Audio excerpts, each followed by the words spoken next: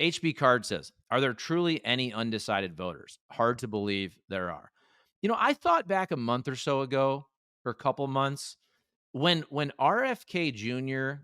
aligned with Trump, I thought he had a decent enough percentage that that would maybe flip some people that would vote for him to Trump, whatever. But then also, I do think that Kamala having such a short campaign, right? Even though she was the vice president, people that really only pay attention to the presidential election, like I think there's a lot of people that maybe even still don't know about Kamala. Like that's why we need debates. That's why we need more than one debate. Don't you think there's some people that were probably on the fence with Kamala and then they saw her do really well in the debate? And we're like, oh, okay, maybe, hey, look, here was this candidate who didn't have a good 2020 primary. She flamed out.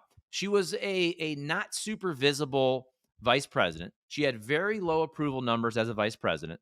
And then she was essentially gifted the nomination because Biden stepped down. And everybody's like, okay, well, guess what? Whether you like her or not, she has overperformed that bar. But I do think a lot of people were like, well, look, unless you're a hardcore Democrat, there are some people in the middle, they're moderates, independents, who are like, well, I want to at least see what Kamala has first before I vote for her. So I don't know. What do you think? I think there's actually more undecided voters this time around than the last couple election cycles because of the RFK factor and because of Kamala having like a 60, 70-day campaign just sprint to the election. Yeah, I'm not sure if there are more, but there are definitely some, to HB Card's question. Like, you see it in the polling. There are people who say, I'm not sure, or who kind of lean toward one candidate but can be persuaded.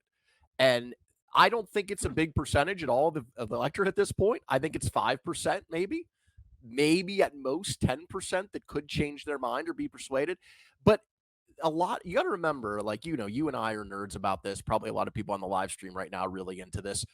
That is not everybody. Far from it, right? Right. There are a lot of people who will vote on November 5th who pay very little to even no attention to politics, but will vote.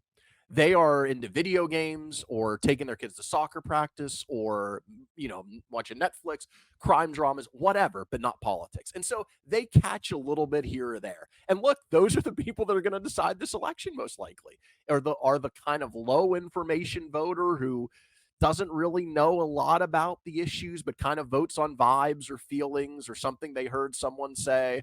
Like, that those people are out there. And, for better or worse, they're probably going to be the people that pick the next president.